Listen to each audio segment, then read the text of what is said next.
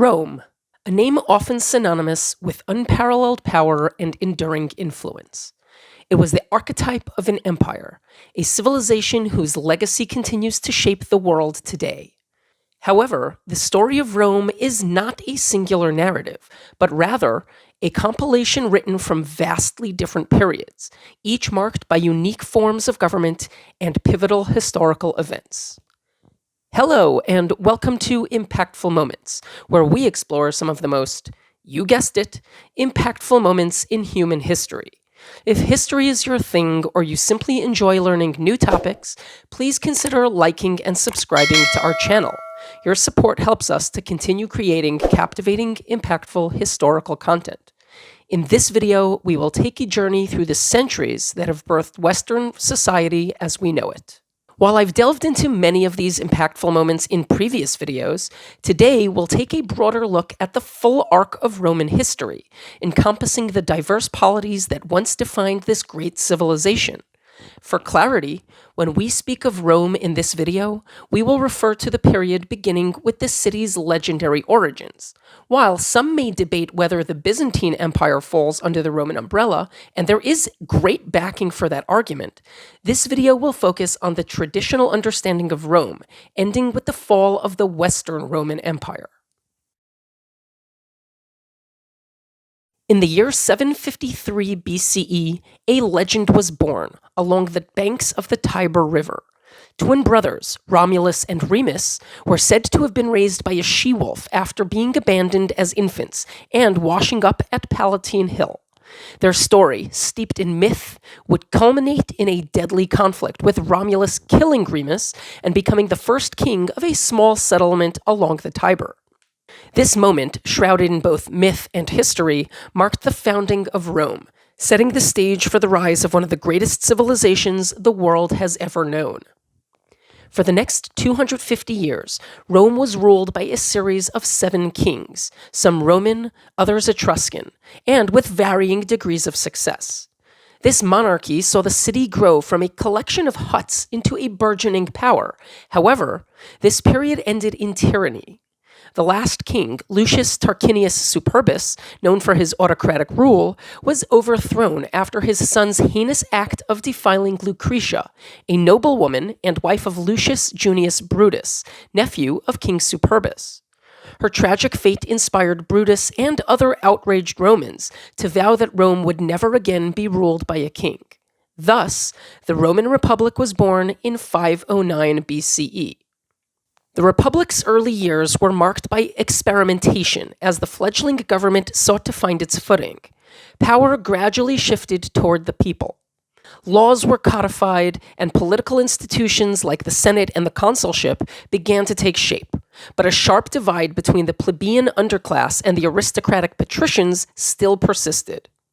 Rome's military prowess also began to grow as it expanded across the Italian peninsula, positioning itself as a dominant force in the Mediterranean.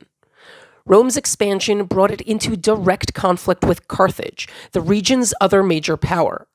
Over the course of roughly 120 years, Rome and Carthage fought 3 brutal wars known as the Punic Wars, the second of which saw Carthage's general Hannibal Barca bring the Republic to the precipice of destruction. Rome, however, turned the tide and emerged victorious, but the spoils of war brought significant social and economic changes. The influx of wealth and slaves from conquered territories led to a widening gap between the rich and poor, exacerbating class tensions and setting the stage for further internal conflict. The century following the Punic Wars, known as the Crisis of the Roman Republic, was marked by both unprecedented territorial expansion but also intense social strife. The Social War, a conflict for the citizenship rights of non-Roman Italians, and a series of servile revolts, including the famous uprising led by Spartacus, highlighted the growing tensions within Roman society. Social unrest climaxed in 83 BCE, when the Republic was formally divided, with the higher-class optimates against the regular people, known as the populares, during the Sullan Civil War. In the shadow of these conflicts and uprisings, influential figures such as Crassus, Pompey, and Julius Caesar formed an unparalleled coalition of power known as the First Triumvirate.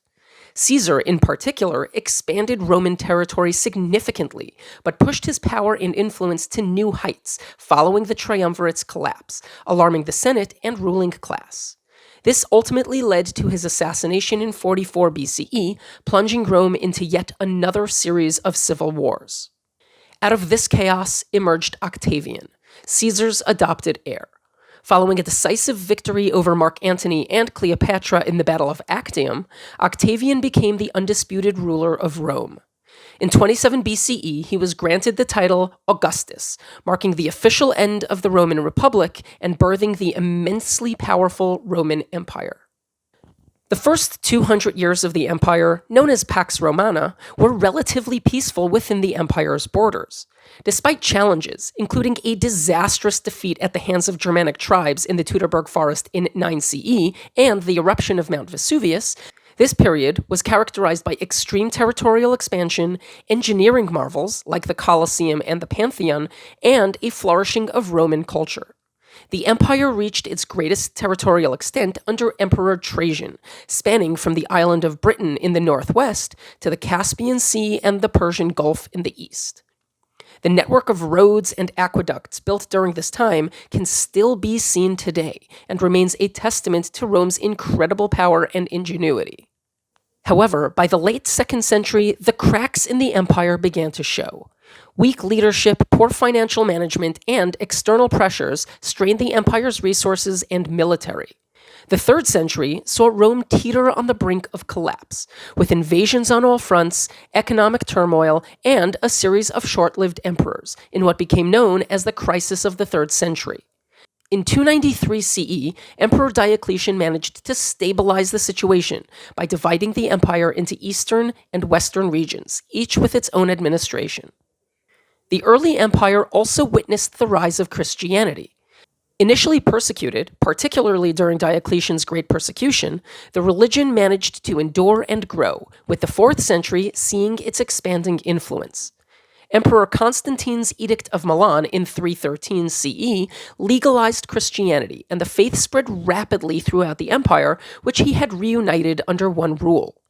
In 380 CE, under Emperor Theodosius, Christianity became the state's religion, fundamentally transforming Roman society. Following Theodosius's death in 395, the empire was again divided, this time between his two largely incapable sons, setting the two halves of the empire on vastly different trajectories. This split is largely considered the permanent divide of the Roman Empire, with the more traditionally Roman half in the west and the more modern and Christianized in the east. The late 4th century also saw the emergence of a new threat, the Huns, a nomadic people from the Central Asian steppe. Their brutal raids on the Germanic tribes east of the Danube forced these tribes to seek refuge within Roman borders. This led to tensions and conflicts as the Germanics migrated through the empire, receiving poor treatment from the Roman people and leadership.